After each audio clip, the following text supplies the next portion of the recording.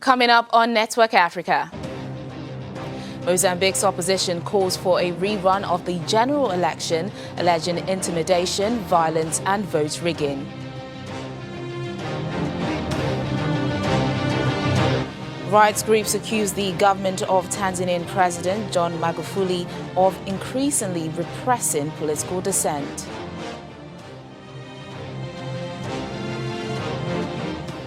Plus, Ethiopian Orthodox Church says dozens of its followers died in recent violence in the country.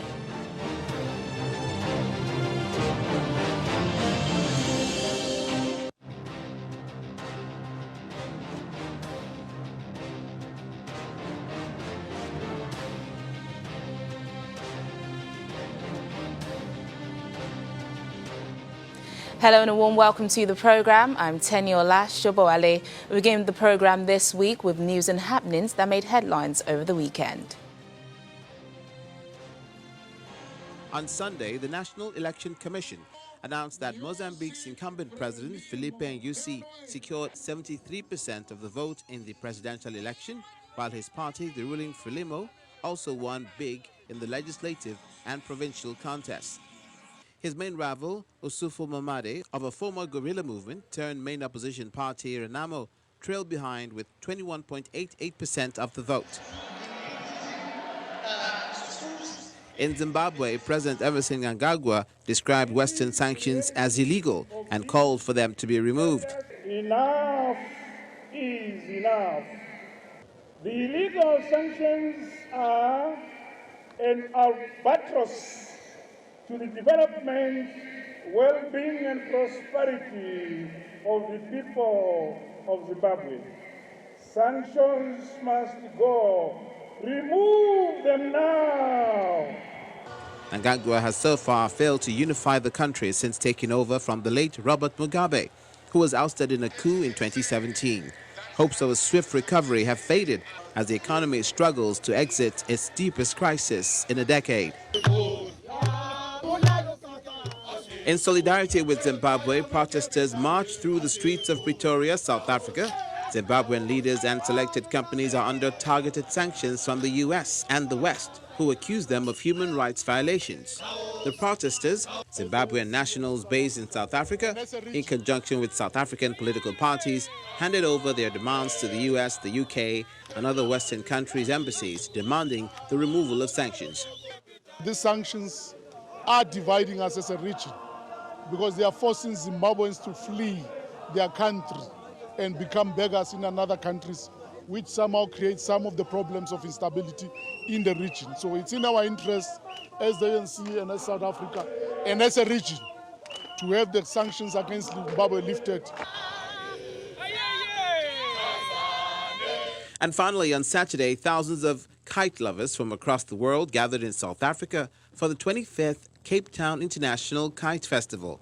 The annual festival, the biggest of its kind in Africa, showed amazing professional kiting displays, including giant inflatables, stunt kites, and kite fighting on the beach of Mozambique. We are really very impressed with the amazing creations that they bring to adorn our skies. We are hoping that over this weekend that we would have at least between 13 and 15,000 people attend. Themed Let Hope Fly, the two-day festival was an event to promote people's awareness on mental health, with all the profits going to children suffering mental illness in South Africa. To our main stories now, Mozambique's opposition has called for a rerun of the general election, alleging intimidation, violence and vote rigging, claims the ruling party denies.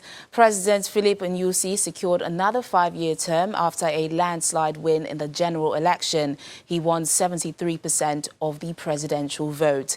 In the final results announced by the country's National Elections Commission on Sunday, his Frelimo party won just under 3/4 of the 250 parliamentary parliamentary seats. The 17-member elections body approved the results by a vote of 9-8. The opposition Renamo Party has described the electoral process as a farce, citing alleged violations of the constitution. Independent observers have also described the vote as deeply flawed. Renamo leaders Osofo Ino Made has claimed vote rigging violated key agreements of the August peace deal it signed with the ruling party. The deal ended decades of conflict between the country's two biggest parties, who fought a 1975 to 1991 civil war with renewed hostilities from 2013 to 2016. Still on politics, Uganda's opposition politician Bobi Wine has dismissed President Yoweri Museveni's appeal for support from youths living in informal settlements, saying he is to blame for their poor situation. The musician-turned-politician, who is the self-declared ghetto president, ridiculed a mural of Mr. Museveni, declaring the 75-year-old leader as man of ghetto. The picture of the mural was taken on Saturday during Mr. Museveni's visit to Kibuye and Katwe settlements in the capital Kampala, where he launched a savings and loans project for the youth. Bobi Wine tweeted that Mr. Museveni, who has been in power since 1986, was endearing himself to the youth because he was scared and desperate. The opposition politician, whose real name is Robert Kyagulanyi, recently declared that he would challenge Mr. Museveni for the presidency in the 2021 elections. Now, rights groups Human Rights Watch and Amnesty International have released two new reports warning about the shrinking space for freedom of expression in Tanzania. They say new laws passed since President John Magufuli came into power in 2015 have repressed reporting and restricted the work of the media, non-governmental organizations and opposition groups. The laws have led to the arrest of at least a dozen journalists and the closure or suspension of more than 10 newspapers and radio stations on accusations ranging from publishing fake news to sedition. The two organizations have urged the Tanzanian government to immediately drop all charges against journalists and politicians who have been arrested simply for exercising their rights to free expression and association. A senior official from the Ethiopian Orthodox Church says that more than 60 of its followers were killed in days of unrest in the country's Oromia region last week. The exact overall death toll from the trouble has been hard to establish, but on Friday, the Oromia police chief said 67 people were killed, 13 died from bullet wounds, and the rest died from injuries sustained after being pelted by stones.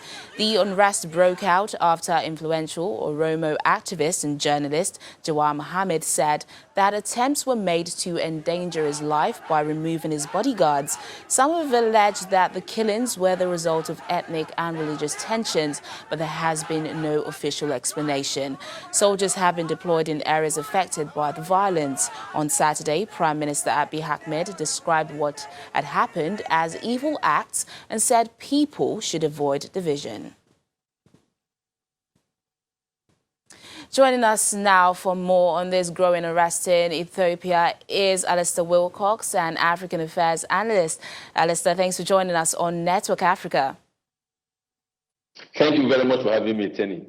So what do you make of this wave of unrest against the Prime Minister that's growing? You know, this unrest has actually led, well, they're saying it's led to at least 67 people being killed. What do you make of it? Well, for me, it's rather an unfortunate development. This is one of the biggest tests of the prime ministership of the leadership of Prime Minister Abiy, because this is a man that came to power and has reversed so many of the obnoxious policies that hitherto had confronted Ethiopia for a while, and trying to bring Ethiopia out of the dark days of dictatorship to something else that the world is applauding. This is a man that just won a Nobel Peace Prize for his peaceful gesture towards his citizens by releasing political prisoners and reforming so many institutions that have been made comatose.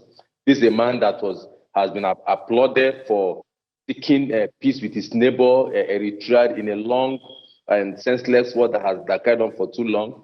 And he has made all that. And he's trying to move his people out of their past to some present and prosperous future. So it's quite unfortunate. And but again, when you look at the causes of the conflict, you also know that it is not a widespread protest against Prime Minister Abiy.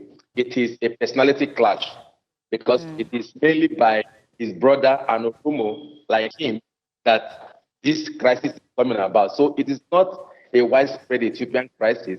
It's not a widespread a mass protest against Abiy, but a personality clash between himself and Mohammed, yeah. who are allied, and for whatever disagreements, they now seem to fall apart. That is just what we're looking at now. Yeah, it's interesting that you mentioned that about personality clash. Abiy Ahmed hasn't directly, spoken to Jawar Mohammed, but he has expressed frustration with what he called media owners who he says are promoting ethnic divisions. Of course, Amnesty International also says we have to remember that since the Prime Minister took office, there have been several waves of mass arrests of people in the Oromia region perceived to be opposed to the government. Now, like you mentioned, Abiy Ahmed recently won the Nobel Peace Prize. How can he properly handle this situation? Well, like I said, Prime Minister Abiy and Jawar Mohammed, they used to be allied. As a matter of fact, both of them worked together for the outset of the former Prime Minister while he stepped down. The media is a powerful institution. The media is very powerful, and as such, if Jawar Mohammed has lent his media support to Abiy, I'm sure it is not for free. He must have been expecting some things in return. I'm just making a wide guess, a conjecture, because I do not understand why two brothers from the same Oromo region will now be at each other's throat. So there must be something that had not happened. And again, look at Prime Minister Abiy's disposition. He has a nationalistic disposition. In fact, he presents himself as a statesman, not a tribal bigot, for which Jawar Mohammed is tending towards. And of course, there has to be conflict because the two views and the two objectives are not aligning. So I'm just looking at it that maybe the things that Jawar Mohammed expected to be done is not being done. And as well, an incite his Oromo tribe against the Prime Minister, have control of the media, been a very powerful media magnet in Ethiopia. So that is it's a tribal conflict. And I think President Abiy is to rally around there. I mean, as a statesman, should remain above tribal sentiment, tribal affiliation, and then see Ethiopia as Ethiopia, because there are other tribes in Ethiopia that are not having this conflict. So he should reach out to them and ensure that his Oromo tribe is reined in, and whatever destabilizing factor that Jawar Mohammed will want to cause for him, I think it is earlier that they have a roundtable arrange themselves in. Very interesting thoughts there, Mr. Alistair Wilcox. Thank you so much for your thoughts and analysis on this issue.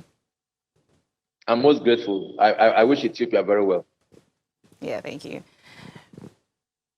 Moving on, Zimbabwe's government has condemned the U.S. decision to slap sanctions on State Security Minister Owen Nkumbe over his alleged involvement in gross violations of human rights. The U.S. State Department announced on Friday that it had credible information on Mr. Nkumbe's role in state-sanctioned violence against peaceful protesters and civil society, as well as against labor leaders and members of the opposition leaders in Zimbabwe.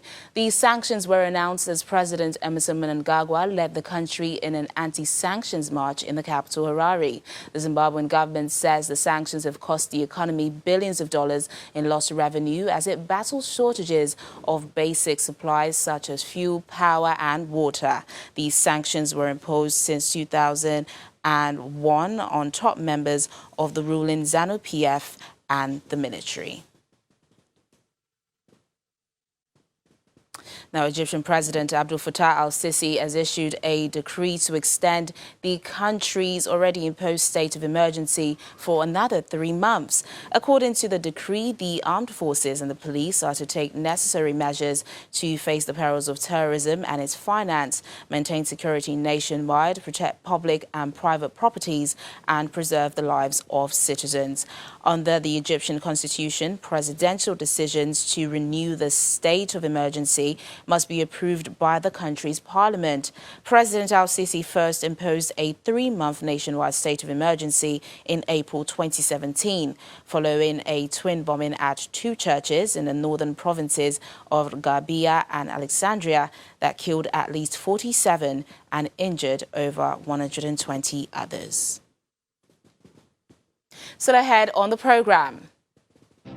A crime-fighting app seeks to ease South Africa's security woes. That's in a moment. Stay with us.